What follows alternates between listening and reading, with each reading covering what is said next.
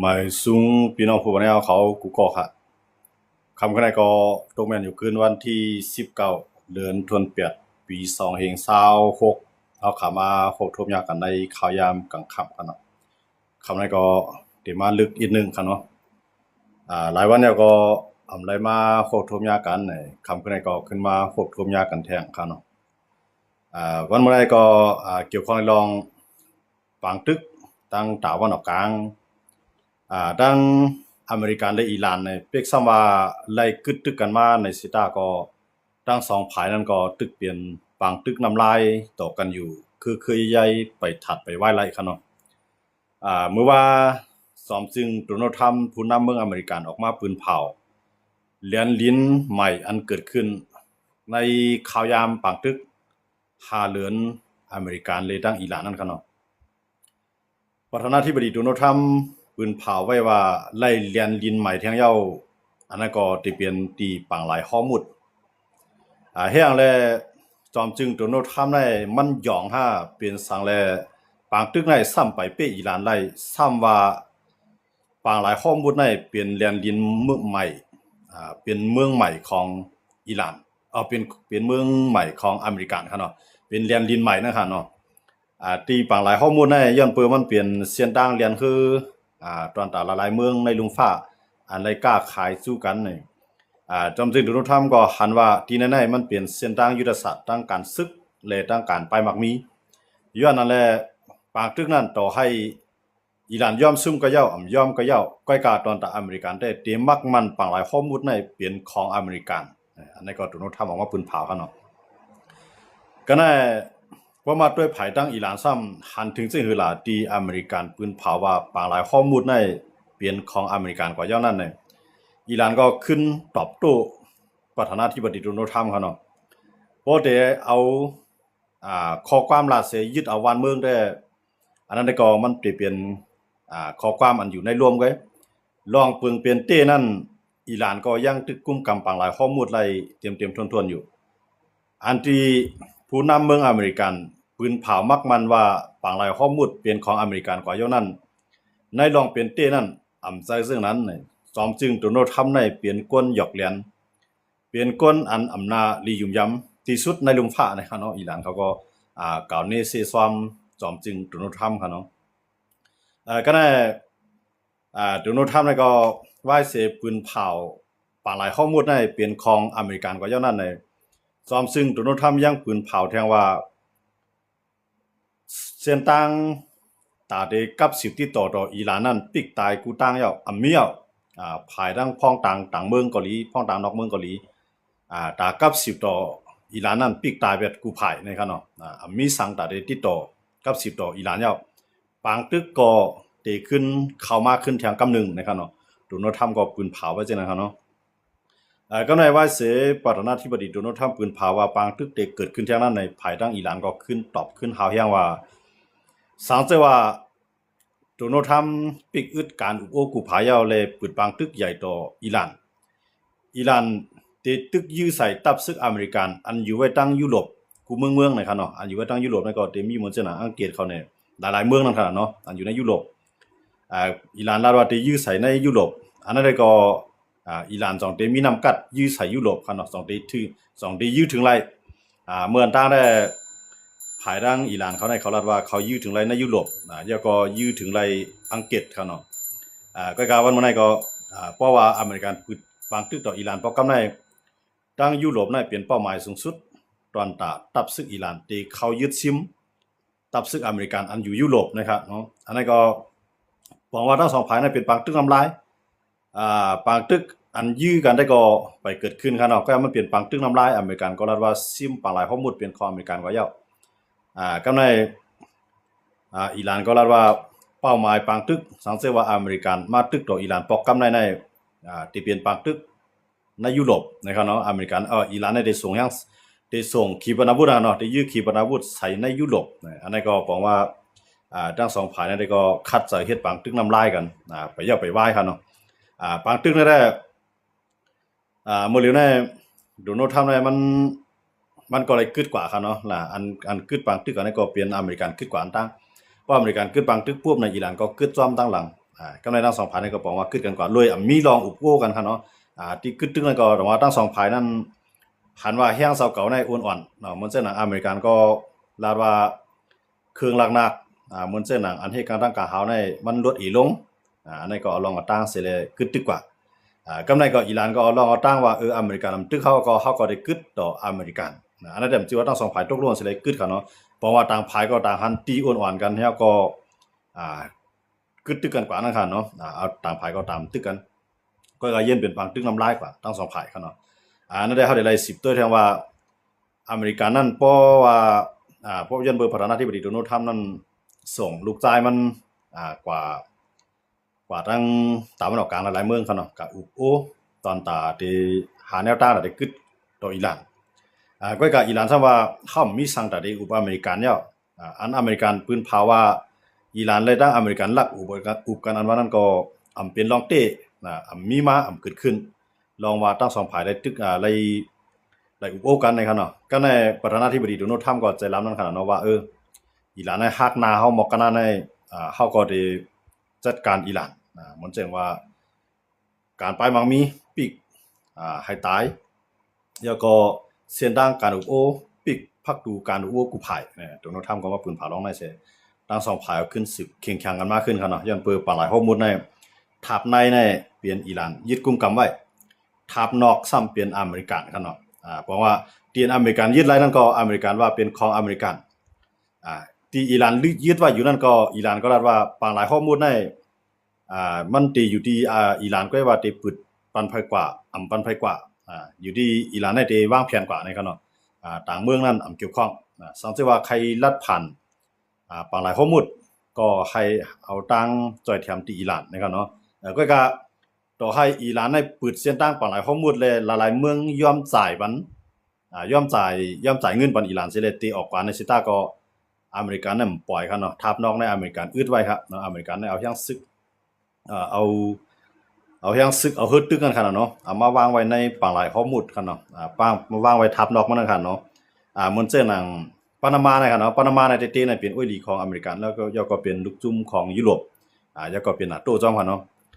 ปานามาในก็ย้อนว่าเอาคือเขาในเรียนลัดผ่านปลาหลายข้อมูลก็กับอิหร่านได้ก็เลยยื้อใส่ครับเนาะก็กับอเมริกันได้ปล่อยไว้ก็เดียวครับเนาะอเมริกันก็ลาดว่าย้อนเบอร์ปานามาในเลยเจียงอเมริกันเฮ็ดจ้อมหนังอเมริกันตั้งวางไว้อเมริกันก็ยื้อใส่ครับเนาะเพราะอเมริกันยื้อใส่ในภายบุญก็จังตอบสังเทศครับย้อนเบอร์อเมริกันปืนเผาไว้ว่าที่ปลาหลายข้อมูลในโจกาอิหร่านไปย่อมปึดอเมริกันก็ตื้นเตไปปึดปันเนี่ยมันมีทั้งสองฝ่ายในปืนเผาไว้จังนั้นน่ะปืนเผาไว้ทั้งสองฝ่ายนะครับเนาะกำในรองอันที่อิหร่านและโอมานเนาะอิหร่านและโอมานตกลงกันนั้นก็ว่าภายอันอิหร่านก็ได้กุมทิ้งห่มลมภายอันโอมานกุมทิ้งห่มลมก้อยกะคือกุลัมอันที่ลัดผ่านปางหลายโอมานก็ดีปางหลายข้อมูลอันอยู่ภายดังอิหร่านก็ดีให้เจ้าของคือในมาสร้างขวัญบันเอามาได้เป็นโอมานอิหร่านครับเนาะอุบกันเช่นในกว่ากำนึงเมื่อห่างติดตกลงกันไรครับเนาะก็กะพอมาถึงทางวันมื้อใดลองอุบกันนั้นก็ย้อนเบอร์อเมริกันนั้นย่อมปึดย่อมปึดทำนอกอาหารเนาะอิหร่านก็ย่อมปึดทำในบอกว่าอันตั้งโอมานและอิหร่านอุบกันกว่านั้นก็เป็นการครับเนาะพวกเป็นการบอกว่าปางหลายข้อมูลก็ตึกได้10ปิกอึดกว่ากำในลองปางหลายข้อมูลนั้นมันเกี่ยวข้องสร้างการตั้งลุมฟ้าลาเนี่ยเกี่ยวข้องสร้างการตั้งสุเจ้าคาลาเนี่ยปางหลายข้อมูลนั้นมันเป็นเส้นทางโตต่างน้ำมันเนาะอันกูเมืองใจตื้อน้ำมันอยู่ในส่วนใหญ่ในที่ออกมาตั้งปางหลายข้อมูลกำในเหมือนเช่นหนังมีออจ่าครับเนาะมีออจ่าอันเป็นปุ๋ยเนี่ยครับเนาะมีออจ่าเนี่ยก็ส่วนใหญ่ก็ที่ลูกจ้างปุ่นแต่ได้ลัดผ่านเข้ามาในปางหลายข้อมูลอย่างนั้นเลยต้องว่าทั้งสองอันอันคู่ของกากคันใหญ่ตอนตากวนเฮาไหลใจตื้อในน้ำมันในที่1ครับเนาะว่าเฮาได้เฮ็ดสั่งกะเหยาะเนาะลูกไปเฮ็ดนากูลองในมันใจน้ำมันเครื่องจักรนะครับเนาะกำในเหมือนเส้นหนังมีอจ่าในตอนตาได้ผูกซ้อมในขาดมันก็ไหลเนาะกำในที่ในเพราะว่ามันจังเรียนที่ในมีอจ่าในได้ว่ากากคันสูงแฮงมาได้ที่ครับเนาะมือปางตึกอิหร่านและดังอเมริกันเข้าไปเกิดขึ้นปางหลายข้อมูลไปถูกปิกอื่นนั่นน่ะมันได้ตกอยู่1ถุงในป่วนเงินไทยก็ได้เป็นหมอกเปียดปากเงินไทยครับเนาะ800 บาทก้อยกำมือเดียวใน มีเอาจานใน1โถน่ะได้ขึ้นมาเฮียง2ปากเนาะต้องว่าขึ้นมานำเต้ๆนะครับเนาะขึ้นมานำเต้ๆอย่างนั้นกำในเจ้าให้เจ้าหน้าก็ได้ทบตั้งอยากก็ในเจ้าให้เจ้าหน้าก็เลยซื้อฝุ่นซื้อปุ๋ยมันกะกำในมาเข้าเต้าน้ำก็กาคันมันก็ได้สูงมันจะหนังซื้ออันไรซื้อกินนั่นหั่นเนาะซึ่งในก็ได้ทบตั้งอยากอันนั้นก็บอกว่าเป็นพรให้จ้าอันกวนกูเมืองที่ได้รับพรให้จ้ามาหั่นเนาะน้ำมันอะไรก็ขึ้นนี่กันเนาะขึ้นนี่เดียวน้ำมันดิบอันที่เขาต่างมานั่นก็จังมาที่ว่ากำไรมันจะหนังตั้งปางหลายเลี้ยงก็มีลองหูตีเขาตั้งสาวเขาเลยตั้งเยี่ยมเยียนเขามังกันมาอยู่ก็เลยตั้งปางหลายล้ำปางหลายเช่นนั้นในปางหลายเลี้ยงว่าปางหลายล้ำว่าปางหลายแคริบเบียนแล้วก็ปางหลายมิวหลายตีเขาเนาะเช่นนั้นก็มันเป็นพื้นที่อันตัดที่ต่อต่างน้ำมันในต่อต่างแก๊สเนี่ยต่อต่างโคของการค้าทางขายทั้งหลายเช่นนั้นเนี่ยเช่นนั้นก็ถูกปิกอึดเขาเนาะมันเช่นนั้นยูเครนและรัสเซียก็มังกันตีปางหลายลำเนาะมันเช่นนั้นฮูตีเลยตั้งมันเช่นนั้นจุ่มฮูตีอันอยู่ในเมืองเยเมนค่ะเนาะจุ่มฮูตีเลยตั้งซาอุเขาก็มีลองเคียงๆกันตีปางหลายเลี้ยงเนาะเช่นนั้นในเป็นพื้นที่การศึกแล้วก็เป็นนาน้ำอันที่ต่อต่างมาเข้าเตาน้ำพวกของกินยามทั้งหลายน้ำมันตั้งแต่น้ำมันเนี่ยมียอดสารของการค้าการขายกุศลกุลองเนี่ยออกมาใช่ไหมครับอย่างนั้นเลยว่า10กว่าตั้งนานนั่นแหละเฮาขาดที่ไรห่างแฮนรับมือกว่าว่าใครอยู่เมืองไรก็ยาวกันเนาะอยู่เมืองเฮาก็เหมือนกันอยู่เมืองไทยก็เหมือนกันอยู่เมืองไรก็ยาวกันเนาะว่าเกี่ยวข้องในบางตึกกันนั่นแหละเพราะว่าปางหลายข้อมูลในไปปืดเนาะปางหลายเลี้ยงในก็ไปเรียนไล่รถเดียวปางหลายลำนั้นก็ถึงสิมีบางตึกกันอยู่นั่นแหละโคของในมันได้กาขึ้นที่คันเนาะโคของในกาคันมันได้สูงขึ้นนิดเดียวจำนวนในกาโตต่างมันไรกว่าตั้งกวดอาหารเนาะชื่อว่ามันกว่าไรก็มันได้กว่าตั้งกวดพวกกว่าตั้งกวดนั่นก็มันได้เลยใช้เงินในการออกข้าวตังนำมาเนาะเพราะว่าการใช้เงินเนี่ยการต่อต่างมันนำมาเนี่ยก็เหมือนจังพวกมื้อขายมันก็ได้เลยขายกายใหญ่คันโดงก็ในอันนั้นมันสิเป็นพรให้จ้าอันที่บางตึกเกิดขึ้นอยู่นั่นขนาดเนาะก็ในเหมือนจังนั้นอิสราเอลเลยตั้งฮามาสก็ไปเย้ายากันก็ในเหมือนจังนั้นอิสราเอลเลยตั้งฮิซบุลลอฮ์ก็ตึก10มังกันอยู่ไปเย้าเนาะแต่ว่าจังได๋เป็นหน้าปางตึกหลายๆครับเนาะสังเกตว่ามันเหมือนจังนั้นอิสราเอลและฮามาสก็ไปเย้าอิสราเอลได้ตั้งฮิซบุลลอฮ์อยู่ในเมืองเลบานอนก็ไปเย้าก็ในเหมือนจังนั้นซาอุและฮูตีเขาก็ไปเย้ากันตึก10มังกันอยู่ในก็ในเพราะว่าอเมริกันได้ตั้งอิหร่านได้ขึ้นปืดปางตึกน้ำใหม่ทั้งในยันเปิดตั้ง2ภายในอเมริกันก็ลาว่าที่เป็นปางตึกอันใหญ่ลงสังเกตว่าขึ้นปืดแค่กำนึงเนาะกำในเหมือนจังนั้นอิหร่านก็ลาว่าเพราะว่าอเมริกันมาตึกใส่อิหร่านเพราะกำในอันที่เกิดขึ้นในตั้งนานนะครับเนาะเพราะว่าอเมริกันมาตึกใส่อิหร่านตั้งในอิหร่านก็ได้เข้าได้ใจด้วนในคีบรังพูดถึงว่าในปางตึกเป้าหมายปางตึกในที่เป็นในยุโรปในขนาดนั้นเนาะแต่ว่าอันในปางตึกนี่มันตึกใหญ่มันตึกเปลี่ยนปางตึกกันวงกว้างอันที่ใหญ่มากแท้ครับเนาะนั่นได้ก็อยู่ที่อเมริกันใน2ตึกเพราะว่าอเมริกันตึกอิหร่านกับในอิหร่านใน2มันมีนำกัดเพียงพอตาได้ยื้อใส่ตับซึกอเมริกันอันอยู่ดังยุโรปก็ในพอยื้อใส่ดังยุโรปกับในภายดังยุโรปเขาได้ตอบซึ่งหือเพราะว่ายุโรปเขาขึ้นตอบขึ้นในบอกว่าปางตึกนั่นเป็นวงกว้างนะก็ในปางตึกหมดเลยในปางตึกหน้าใหญ่มันได้เหมือนเจิงว่าอันตึกกันอยู่นั่นก็เฮาว่าเนาะอันตึกกันอยู่แห้งๆได้ก็มันตึกมียูเครนและรัสเซียเนาะยันบ่อิหร่านได้ตั้งอเมริกันนั้นตึกเป็นปางตึกน้ำลายกันอยู่ทั้ง2ฝ่ายไปตึกกันเตะเนาะตึกกันคือได้ตึกคือได้เนาะก็ยูเครนและรัสเซียได้ไปกึดก็ในเฮาคำมาด้วยเนี่ยตั้งรัสเซียก็เหมือนห่างติยามติลามถึงยุโรปเหมือนกันครับเนาะปางตึกยูเครนและรัสเซียนี่ก็ติยามติลามถึงยุโรปนะอันยูเครนน่ะมันเป็นในยุโรปซุ่มยุโรปอยู่แล้วอยู่ยาวครับเนาะก็เพราะว่ามือว่าค่ะเนาะมือว่าเนี่ยมันจะมีดวนของยูเครนในเปียดปากล่ำค่ะเนาะดวนของยูเครนเปียดปากล่ำในยื้อใส่ในเมืองหลวงมอสโกเมืองหลวงของรัสเซียกับในดวนอันที่ยูเครนเอายื้อกว่านั้นเนี่ยมันเปลี่ยนดวนของอังกฤษเนาะก็ในรัสเซียสมัยก่อนเนี่ยที่อังกฤษปั่นยูเครนใส่ดวนมายื้อใส่เฮาในเหมือนดังว่าอังกฤษในเข้ามาในปางตึกยาวกำในรัสเซียก็ลาว่าเตตอบขึ้นอังกฤษให้พวกกึ่งตาก็ในว่าเสรัสเซียขึ้นหลอกอังกฤษว่าเตขึ้นตอบแทนขึ้นย้อนเพื่ออังกฤษในปันตวนที่ยูเครนนี่อังกฤษก็ขึ้นมาตอบขึ้นรัสเซียว่าเพราะว่ารัสเซียมายื้อใส่อังกฤษก็ตึกได้10จอยแถมยูเครนเต็มที่ย้อนเพื่ออังกฤษน่ะมันมีในข้อตกลงไว้ว่า เพราะว่ามันมีเมืองหลายเมืองหนึงมาอยู่ใส่ยูเครนน่ะอังกฤษนั่นสิเลยรับสิเลยรับมือจ่อยแถมยูเครนนะครับเนาะอย่างแรกมันมีข้อตกลงตรงนั้นล่ะเนี่ยรับมือมาเข้ามาด้วยมือหลาย10ปีป่วนมาค่ะเนาะว่าสิปังตึกลุงภาพประคำ2อย่างนั้นน่ะมันมีข้อตกลงว่ามื้อนั้นน่ะยูเครนน่ะได้มีนิวเคลียร์อยู่เฮียงลูกในเฮียงลูกนั้นอังกฤษก็ใครยูเครนเอาไว้ในกำมืออเมริกันก็ใครยูเครนเอาไว้ในกำมือก็ในเหมือนจะหนังฝรั่งเศสก็ใครให้ยูเครนเนี่ยเอามาไว้ในกำมือเพราะว่ายูเครนเนี่ยมันมีนิวเคลียร์เนี่ยเหมือนจะหนังอังกฤษเขาในคำมีนำตันคำมีนำตันยูเครนฝรั่งเศสก็มีนำตันยูเครนนะอเมริกันได้ที่มีนำเลยอยู่มื้อนั้นเนี่ยรัสเซียก็ซ้ำว่าหนังหือปังตึกเนี่ยมันได้เกิดขึ้นยากหนังหือยูเครนน่ะก็ที่เป็นเพหลอกเงิดต่อเมืองรัสเซียนั่นแหละรัสเซียก็ย้อนเอาย้อนเอาเครื่องหนักนิวเคลียร์นะครับเนาะอาวุธนิวเคลียร์นั่นก็ไว้ในรัสเซียก็ในอังกฤษอเมริกันฝรั่งเศสก็ปันแฮงเนาะมื้อนั้นในป่าทั้งขี่ต้องคันเนาะเพราะว่าไผมาอยู่ใส่เมืองยูเครนในเมืองจังได๋อามาได้เป็นอังกฤษอามาได้เป็นฝรั่งเศสอามาได้เป็นอเมริกันเขาจังได๋ป่าทางรัสเซียค่ะเนาะเขาจังได๋ที่รับอาวุธพรสิเลยจ่อยแถมยูเครนย้อนไปว่ายูเครนในใครมีบางตึกเลยยอมเอานิวเคลียร์ในปันสังว่ายูเครนนั้นปันก็มีแผนที่สังนักมันครับมื้อยามนั้นครับมันบ่มันมีนิวเคลียร์เป็นเฮียงลูกกันเนาะตอนนั้นเกาหลีเหนือเนี่ยมีเอากาก็ค่ะเนาะเกาหลีเหนือเนี่ยที่มีหมอกหลาย10ลูกก็หมู่กันนะก็กะว่าวันมื้อนั้นไปมีแผนที่ใส่เกาหลีเหนือสังว่าวันมื้อนั้นน่ะยูเครนเนี่ยยอมเอาเครื่องหนักนิวเคลียร์มันปันรัสเซียกว่าเนี่ยต่อให้เป็นอังกฤษก็ยาวอเมริกันก็ยาวรัสเซียก็ยาวเนาะมันตื่นเตรียมมีแผนมาปึดปังตึกต่อยูเครนอย่างบ่เนี่ย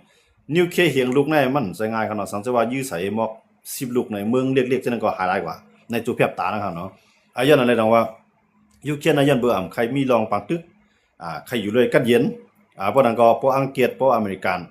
ฝรั่งเศสฝรั่งรัสเซียปันคอมมันแกนว่าเตรียมเฮ็ดสร้างต่อยูเครนแล้วเพราะยูเครนปันนิวเคลียร์เนี่ยยูเครนก็ยอมอับกันครับเนาะย้อนมาในอังกฤษน่ะที่มันมาจอยที่อังกฤษจอยยูเครนอยู่กูว่าในก็ย้อนบ่มีข้อตกลงว่าบ่ไผมาลุกลามยูเครนอังกฤษที่เลยจอยโหมรวม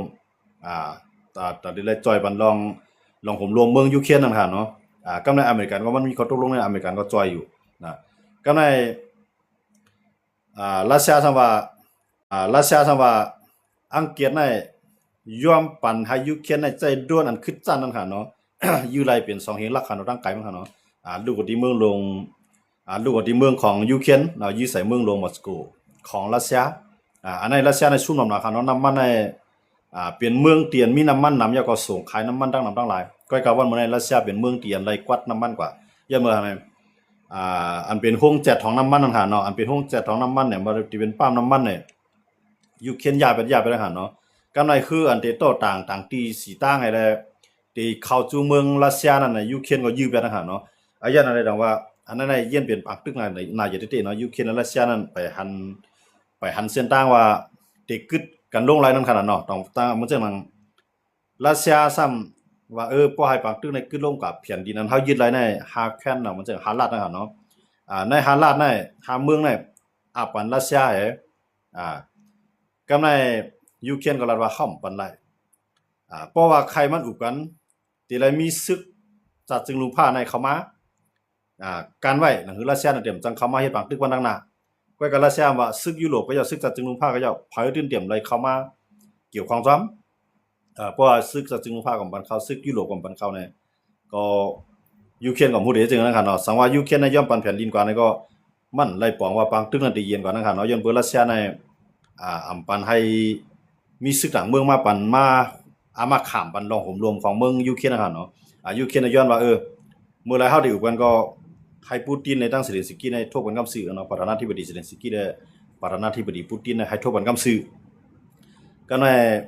ปูตินว่าเซเลนสกี้ในมันมีตื้อต่างแต่เลยทั่วไปย้อนเบื่อในวันล่าอันว่าผมเชื่อว่าวันล่าในจันที่เป็นประธานาธิบดีมันหมดกว่าอย่างนั้นขนาดเนาะที่มันในพวก5ปีเขาเลยเลือกตั้งก็เซเลนสกี้เนี่ยมันอยู่มาหลายปีนะครับเนาะย้อนเปิ้งยาปังตึกกันในรัสเซียว่าพวกยังตึกเป็นเซเลนสกี้อยู่ได้ปูตินน่ะเตรียมยอมทบป้อมยอมทบว่าเซเลนสกี้ก็ เพราะนั้นก็เฮาก็มีทางเลือกยูเครนก็การที่ได้แก่คิดดูหมดเลยนะยูเครนจะโดนกูวันคั่นเนาะบางบ้านก็โคกปากล่ำมามือว่านั่นแหละมือว่ามือไหนเขาอยู่เนาะปากเปียดปากล่ำครับเนาะมังใส่เมืองรัสเซียในหมดเลยในทบตั้งหยาบด้วยที่เขาเนาะทั้งที่เมืองมหาอำนาจหมายสองของกำผายญายูเครนยูใส่เนาะยูเครนหนุ่มยากกินน้ำใจของเขายูเครนในก็ญารัสเซียในใจขีปนาวุธยูใส่ทั้งนำทั้งหลายครับเนาะก็กะปางตึกกันแน่มันก็ขยายถึงยุโรปเนาะย้อนเปว่ารัสเซียลาดว่าติยื้อใส่อังกฤษเพราะว่าอังกฤษตึก10จอยแถมยูเครนลองด้วนรัสเซียน่ะติขึ้นยื้อใส่อังกฤษเนี่ยอังกฤษก็สิว่ายอมค่ะเนาะอังกฤษเราขึ้นตอบขึ้นคำเร็วครับเพราะว่ารัสเซียยื้อใส่เฮาก็พร้อมได้แก่คิดโดนตียาวก็ได้10จอยยูเครนเต็มตีอันนี้ก็อยู่ที่ปูตินใน2มันได้ฮัดยื้อใส่อังกฤษครับเนาะทั้งที่อังกฤษเนี่ยมันมีข้อของความชอบธรรมครับเนาะมันมีหลองมันแม่นซ่อมเปิงตะลาอยู่ด้วยกันเปิ้นมันมีข้อตกลงว่าที่ไรผมรวมปันเมืองยูเครนในมือยูเครนมีผู้เขียนมันจะหนังรัสเซียเนาะรัสเซียหักหลังนะเนาะหักหลังข้อตกลงเนาะทั้งที่นิวเคลียร์ก็อะไรกว่ายาวเฮียงลูกยาวก็ว่าเตรียมเฮ็ดสังต่อยูเครนก็กะว่าถึงมาวันมื้อนั้นเนี่ยรัสเซียนั้นยึดเอาเมืองยูเครนกว่าเนาะแต่จะยึดเมืองยูเครนในตั้งแต่มื้อ14ปีตั้งแต่มื้อหยังไงปี2014ครับเนาะตั้งแต่มื้อปี2014เนาะมื้อหรือก็ปี2026ก็ตั้งแต่นั้นมาก็ยึดรัฐไครเมียตั้งหมดเนาะเดี๋ยวนั้นก็ลามมาอันเปลี่ยนแปลงตึกลงหาเฮียมาได้ก็นับตั้งแต่ปี2021มานะครับเนาะ2021 22 23 24 25มันเลยนั้นก็26เนาะมังกันมาตั้งแต่ปี2021ก็ในเพราะฉะนั้นในรัสเซียเนี่ยเขามายึดนะครับเนาะเขามายึดทาง4เมืองใหญ่ๆนะ4รัฐ4เมืองปารังรัฐไครเมียก็เป็นกว่า5เมืองนะ5เมืองก็เพิ่นน่ะเป็นเปอร์เซ็นต์มันน่ะเป็นปูนมันก็มีอยู่หมอก25ปูนเนาะก็ว่ามื้อเดียวได้ก็ลุกลามได้แถวนั้นกันเนาะตึกละอยู่ที่เก่าแกเตียนยึดอะไรได้ก็ตึกยึดอะไรอยู่ก็ยูเครนก็เข้ามังกูบ้านกันเนาะมื้อเดียวได้ปางตึกในมันลามถึงในรัสเซียก็อย่างนั้นเหมือนดังในยูเครนเตรียมยื้อถึงในเมืองรัสเซียครับเนาะยันเปิ้นว่าต้นก็ไปเฮ็ดแล้วกล้วยเหมือนตั้งค่ะเนาะยาก็อันเปิ้นส่งมาจังก็กูเมืองเตือนส่งมาปันยูเครนเขาก็ลาว่าเตรียมแล้วเอายื้อใส่ในเมืองรัสเซีย